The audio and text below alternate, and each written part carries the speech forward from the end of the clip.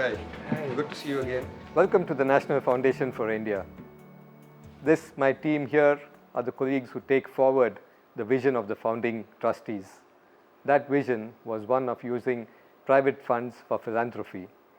This is the team that translates that and takes action to try and see how we can take care of the many issues that confront us in India today.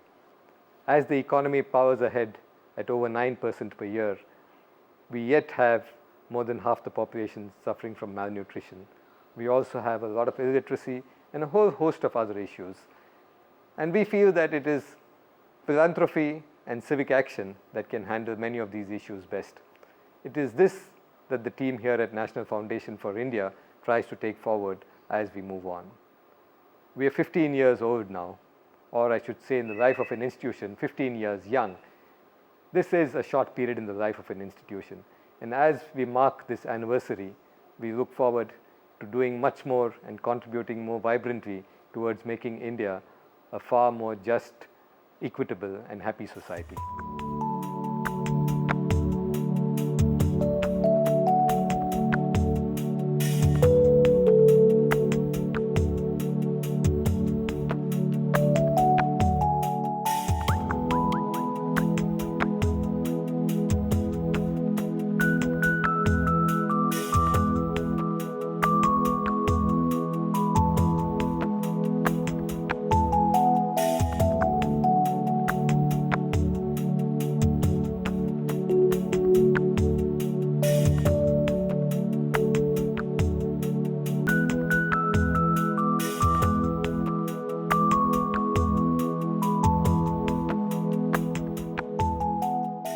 The first person to come up with the idea of a new foundation in India was Kamala Chowdhury, an Indian colleague of ours.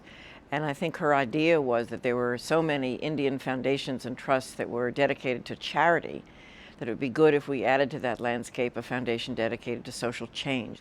And we then liked that idea and began talking to people in India about it, one of whom was M.S. Swaminathan, who is on our board. To me, the most important idea about philanthropy is that it embodies this notion that the success of one person can support hopes and dreams of other people. And in that is express the idea of generosity and trust in others, that you don't control everything yourself, you're willing to put your resources in the hands of other people. And every society needs innovators, needs new thought leaders, needs experimentation.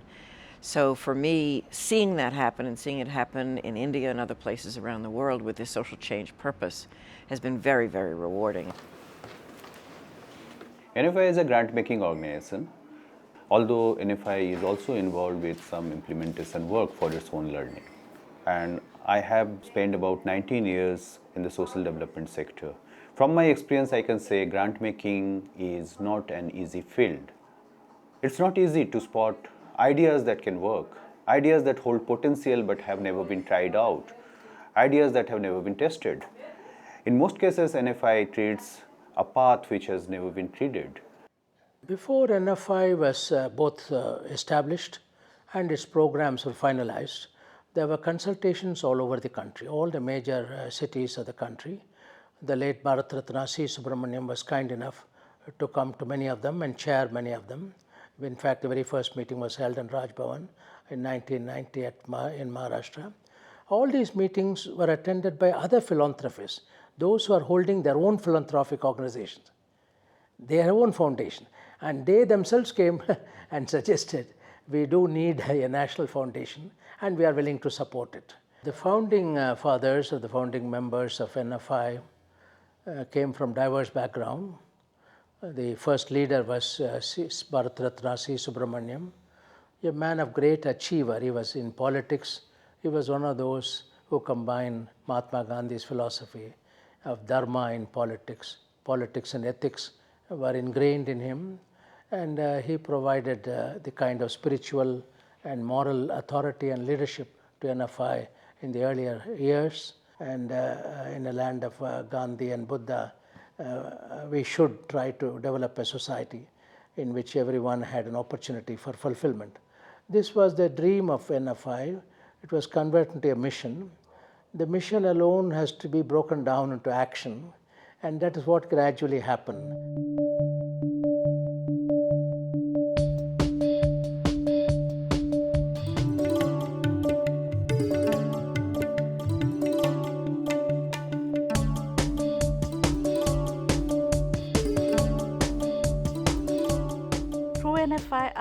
have worked intensively in the states of Northeast. This is an area where few resource agencies have ventured. Yes, for NFI, there has been setbacks, challenges while working there. But today, we are filled with lots of positive stories as well. Our partners in the grassroots have shown us that social transformation can happen if there is passion and commitment in the work. In the process of working, we have also tried to learn from our failures and mistakes. Perhaps at NFI, it is this spirit of never shying away from failures that has made me spend around 10 years at this very place. For me, NFI is much beyond grant making. We may be giving a range of grants to young and established NGOs to run good schools, promote better health, organize meaningful dialogues, or just strengthen local governance with their respective communities. But the central idea is just one. That is, NFI would like to see the emergence of a stronger civil society in the country. I was nearing retirement. I was then working in Delhi, and my plan was to leave immediately and settle down in Chennai. But I got a call from Mr. C. Subramaniam, who was then Governor of Maharashtra, to come over and talk to him, and I did. And he talked to me about NFI, what steps had been taken to register and get it started. And he wanted me to establish it and take over as a first executive director. I found by kind of happy coincidence that both of us, me as a retiring civil servant, and he with something like 40, 50 years of government work, was getting round to the view that government, even a very benign government, had major limitations in terms of what it can do to promote development. And I found Mr. Subramaniam echoing the same thoughts and said this is one reason why he felt that an organization was needed that can support private initiatives. In other words, he was not thinking in terms of another organization which will go and do things, but as a central support financing institution that will help voluntary effort all over India in some defined areas.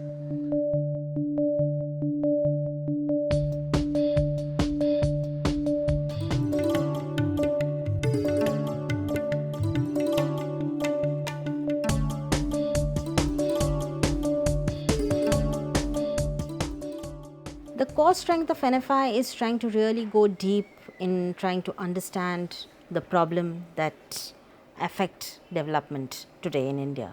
And the idea is to actually work with the partner organization, with the field level organizations, and try to see how to address and reach to the crux of the issue. This is very critical because if one has to learn and if one has to make sustainable interventions, it is very necessary that we reach to the basic core. And that's how NFI is on a learning curve, and that's how all of us come together, work together and try to build interventions which are conducive to the local environment, kind of address the crux of the issue, and are also sustainable in nature. The other core strength of NFI, which is very strong, is the relationship of trust that we have with the partner organizations and individuals that we are associated with. We do not believe in the conventional donor-donee relationship. We see ourselves as partners in the process of development, and that is the beginning and end of all dialogues within and outside the foundation. My background is slightly unusual in that my better part of my life was spent in the UK, and I'm very happy that I came here because NFI is in many ways an epitome of what development requires now. It acts as a middle person between the people who have got money and deal with people on the ground, and so NFI has to balance the needs of the grassroots with the requirements of its donors. And so it is very important for NFI to often make sure that it understands all the grassroots problems, some of which is not measured in money, some of which cannot be quantified immediately, and some of which take a long time to come to fruition.